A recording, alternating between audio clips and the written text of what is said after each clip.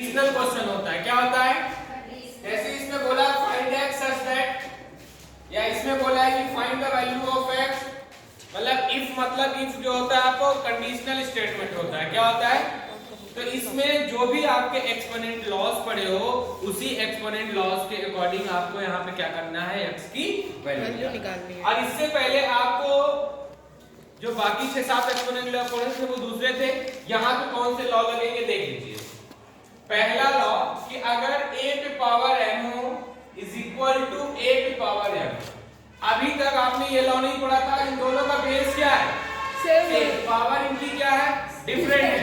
अब बीच में क्या लगा हुआ? इक्वल। आपने डिवीजन और प्रोडक्ट का तो पढ़ा था, लेकिन आपने इक्वल का नहीं पढ़ा था। तो अगर जब बीच में इक्वल आ जाए, बेस सेम है, तो इसकी पावर आपस में क्या हो जाती है?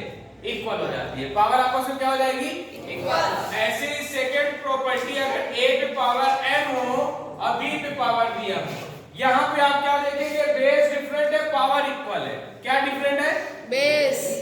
अब पावर क्या है? डिफरेंट। तो इसमें क्या होगा? इसका जो बेस होता है ये आपस में इक्वल हो जाता है। बेस क्या हो जाता है?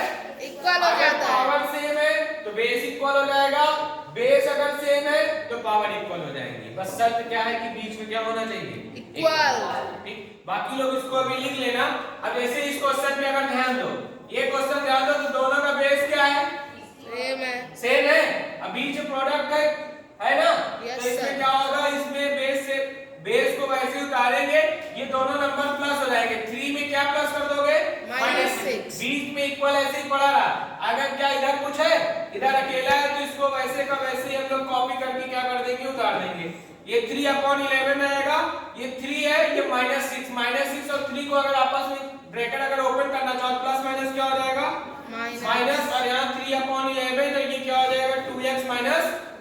और 3/11 -6 में 3 जाएगा तो -3, क्योंकि माइनस वाला नंबर ग्रेटर है। और ये 3/11, ये 2x माइनस क्या हो जाएगा?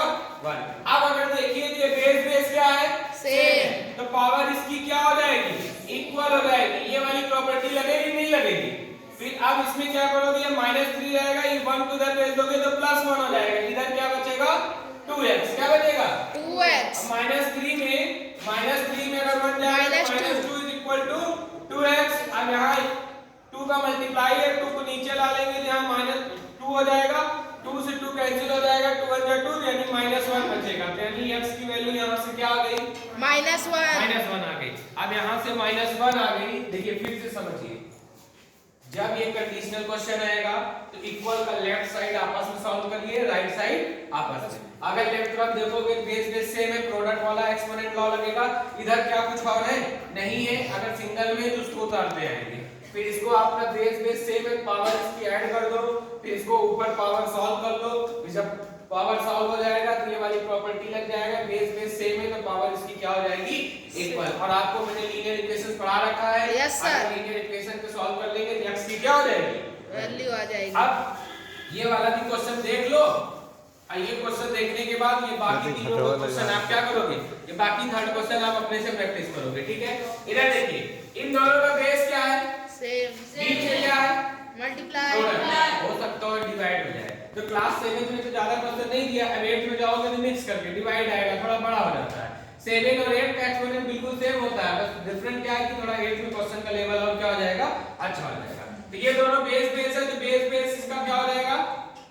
सेम है, तो बेस को ऐसे कॉपी कर लेंगे और ये पावर इसकी ऐड हो जाएगी। x - 3 प्लस क्या लिख देंगे यहाँ पे? 4x - 17। और इधर राइट तरफ अकेले है। अगर राइट तरफ भी कोई और टर्म होता तो राइट तरफ अलग अपना सॉल्व होता, लेकिन कुछ है ही नहीं है तो कोई दिक्कत नहीं। ये 2/3 आपने पढ़ा कि x और 4x कितना हो जाएगा? 5x। 4x और 1x कितना हो जाएगा? ऐड होके 5x। -3 - 17 माइनस ऐड होके साइन कितना होता है? माइनस का। और कितना हो जाएगा? -17 और 3 कितना हो जाएगा? 20 इज इक्वल टू क्या हो जाएगा? 2/3/20। अब ध्यान दो, बेस दोनों का क्या है? इक्वल।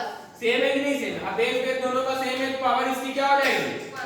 इक्वल हो जाएगी। अब पावर इसकी इक्वल हो जाएगी। 5x - 20 इज इक्वल टू क्या हो जाएगा? 20। ये 5x - 20 को राइट तरफ भेज दोगे तो क्या हो जाएगा? +20। फिर ये 5x बड़ा रहेगा, 20 कितना हो जाएगा? 40। और फिर 5 मल्टीप्लाइड फाइव में 5 को इधर लाएंगे तो 5 नीचे 5 8 क्या हो जाएगा 40। तो मतलब x की वैल्यू क्या आ गई 8। तो इसी तरह सेम 3 क्वेश्चन आप लोग अपने से प्रैक्टिस करोगे। इसमें आप देखोगे ये कंडीशनल क्वेश्चन है, बेस सेम है अपना। मैंने सारे प्रोडक्ट की प्रॉपर्टी पे दे रखे हैं। आपकी बुक में क्लास 7 में ऐसे ही क्वेश्चन है। ये वाला मान लो बुक में दिया है, एक मैंने बताया, 3 आपको खुद से प्रैक्टिस करना है। ठीक है, इधर इसको बड़ा कर लो। ठीक है, 3 क्वेश्चन ये मतलब आपको प्रैक्टिस करना है। अब लगाइए।